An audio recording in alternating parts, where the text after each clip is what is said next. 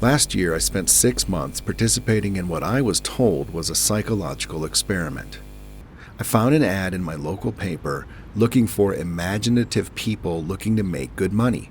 And since it was the only ad that week that I was remotely qualified for, I gave them a call and we arranged an interview.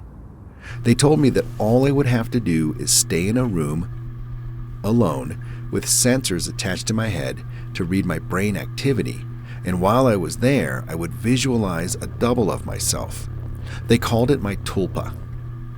It seemed easy enough, and I agreed to do it as soon as they told me how much I would be paid. And the next day, I began. They brought me to a simple room and gave me a bed, then attached sensors to my head and hooked them into a little black box on the table beside me.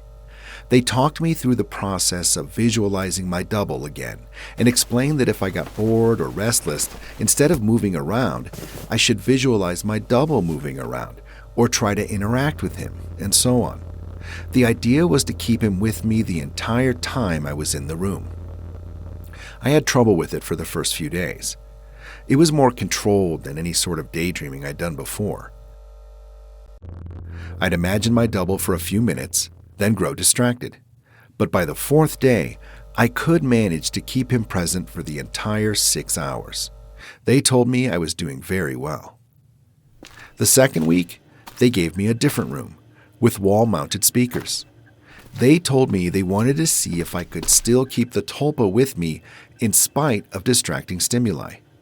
The music was discordant, ugly, and unsettling, and it made the process a little more difficult, but I managed nonetheless.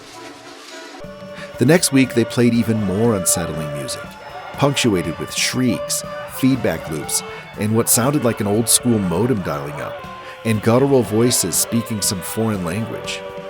I just laughed it off. I was a pro by then. After about a month, I started to get bored. To liven things up, I started interacting with my doppelganger. We'd have conversations, or play rock, paper, scissors, or I'd imagine him juggling, or breakdancing, or whatever caught my fancy.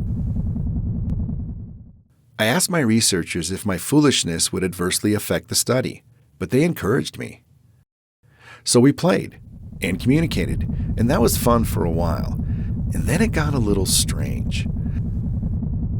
I was telling him about my first date one day, and he corrected me.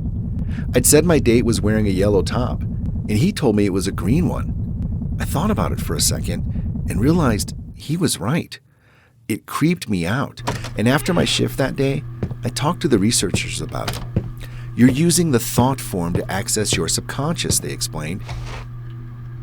You knew on some level that you were wrong, and you subconsciously corrected yourself. What had been creepy was suddenly cool. I was talking to my subconscious.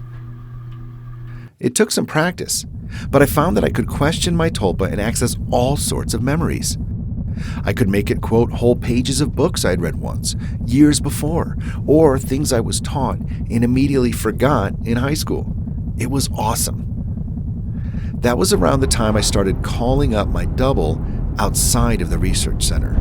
Not often at first, but I was so used to imagining him by now that it almost seemed odd to not see him.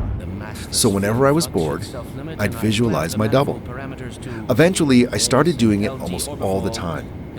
It was amusing to take him along like an invisible friend. I imagined him when I was hanging out with friends or visiting my mom. I even brought him along on a date once. I didn't need to speak aloud to him, so I was able to carry out conversations with him and no one was the wiser.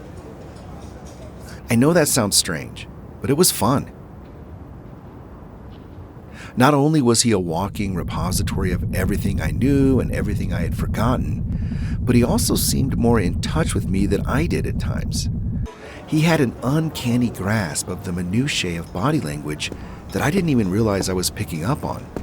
For example, I thought the date I brought him along on was going badly, but he pointed out how she was laughing a little too hard at my jokes and leaning towards me as I spoke, and a bunch of other subtle clues I wasn't consciously picking up on.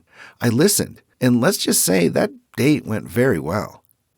By the time I'd been at the research center for 4 months, he was with me constantly. The researchers approached me one day after my shift and asked me if I'd stopped visualizing him. I denied it, and they seemed pleased. I silently asked my double if he knew what prompted that, but he just shrugged it off. So did I. I withdrew a little from the world at that point. I was having trouble relating to people. It seemed to me that they were so confused and unsure of themselves, while I had a manifestation of myself to confer with. It made socializing awkward. Nobody else seemed aware of the reasons behind their actions, why some things made them mad and others made them laugh. They didn't know what moved them, but I did, or at least I could ask myself and get an answer.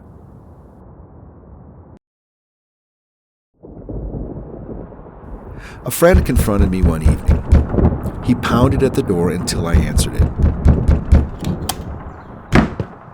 You haven't answered when I called you in fucking weeks, you dick! What's your fucking problem? I was about to apologize to him, and probably would have offered to hit the bars with him that night. But my Tulpa grew suddenly furious. "Hit him," it said. And before I knew what I was doing, I had. I heard his nose break.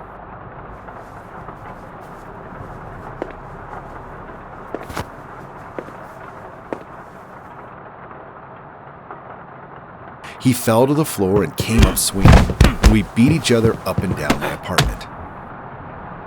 I was more furious than I have ever been, and I was not merciful. I knocked him to the ground and gave him 2 savage kicks to the ribs. And that was when he fled, hunched over and sobbing.